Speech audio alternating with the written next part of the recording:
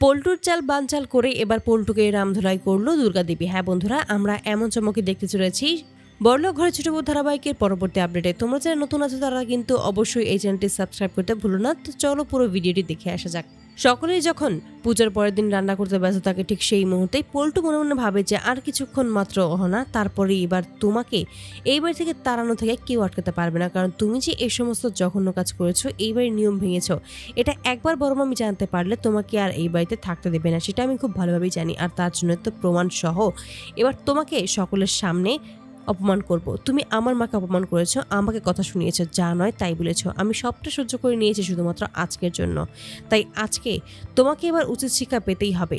তারপরে দেখা যায় যে গিরিমাসি তাদের বাড়িতে এসে হাজির হয়। এতে করে দুর্গাদেবী একটু অবাক হয়, হঠাৎ করে গিরিমাসি এখানে কেন এসেছে সেটাই বুঝতে পারে না। ঠিক তখনই জিজ্ঞেস করে, ভাবি আপনি এখানে কেন?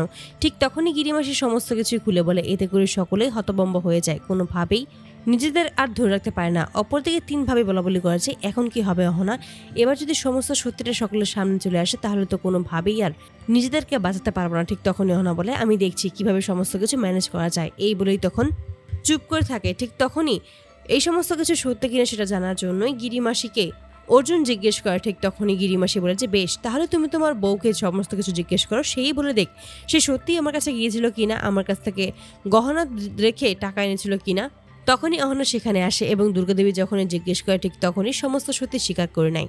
দুর্গাদেবীকে তখন অহনা বলে যে, মা আমি শুধুমাত্র আপনার জন্য করেছি, এছাড়া আর কোনো উদ্দেশ্য আমার ছিল না। আমি শুধুমাত্র চেয়েছি যে এই সমস্ত কিছু আপনার জন্যই, আপনার মুখে হাসি ফুটে থাকুক, এই জন্যই আমি এই কাজটা করেছি। কিন্তু একটা জিনিস আমি বুঝতে পারছি না যে গিরিমাসিকে এই সমস্ত কথা কে বলেছে। এতে করে চুপ হয়ে যায় পল্টু। তখনই পল্টু চুপ করে থাকে, এখন সে কি বলবে যদি কোনোভাবে ধরা পড়ে যায়। ঠিক তখনই গিরিমাসি জানিয়ে দেয় যে পল্টু এই সমস্ত কাজ করেছে। ঠিক তখনই বলে যে, তার মানে পল্টু পল্টু তুই ওখানে গিয়েছিলি কেন? ঠিক তখনই পল্টু বলেছে, আমি ওখানে যাইনি, ওখান দিয়ে আসার পথেই আমি অহনাকে দেখেছিলাম ওখানে। ঠিক তখনই বলেছে, অহনা আমি তো ঘুমটা পড়ে গিয়েছিলাম, আপনি আমাকে চিনলেন কি করে? কোনোভাবেই তো আমাকে চেনার কথা নয়। ঠিক তখনই পল্টু কথাটাকে ঘুরিয়ে বলে যে, আমি তোমার পিছনে পিছনে আসছিলাম এবং জানতে চেয়েছিলাম যে আসলে তুমি সেই ছোট বউ কিনা। আমার তো প্রথমে সন্দেহ হয়েছিল তোমাকে নিয়ে, যে এতগুলো টাকা তুমি কিভাবে জোগাড় করবে, তার জন্য তোমাকে ফলো করেছিলাম।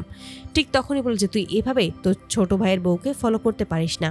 পল্টু তখন বলে যে, বড় মামি আমি শুধুমাত্র এই সমস্ত কাজ করেছি আমাদের পরিবারের সম্মান বাঁচানোর জন্য। ঠিক তখনই ক্ষিপ্ত হয় দুর্গা আর বলে যে, কিসের সম্মান বাঁচানোর চেষ্টা করছিস? তুই তোর মা মিলে এই বাড়িটাকে তো পুরো মান সম্মান ডুবিয়ে দেওয়ার চেষ্টা করছিলি। শুধুমাত্র এই মেয়েটা থাকার কারণে সমস্ত কিছু ঠিকঠাকভাবে হয়েছে। এই মেয়েটা যেভাবেই টাকায় নিয়ে আসুক না কেন, এই সমস্ত কিছু শুধুমাত্র করেছে এই বাড়ির সম্মান রক্ষা করার জন্য। আর তোরা ছেলে হয়েও কোনো টাকা দিতে পারিস না, আর এখন তুই সমস্ত দোষ অহনা দিচ্ছিস, এটা কোনোভাবেই আমি মেনে নেব না। তো বন্ধুরা, তোমরা কি চাও জন্য এবার এভাবেই পল্টুর চাল বানচাল করে জন্য এবার পল্টুকে রামধুলাই করে দুর্গাদেবী? অবশ্যই তোমরা তোমাদের মতামত কমেন্ট বক্সে জানতে ভুলো না। ধন্যবাদ।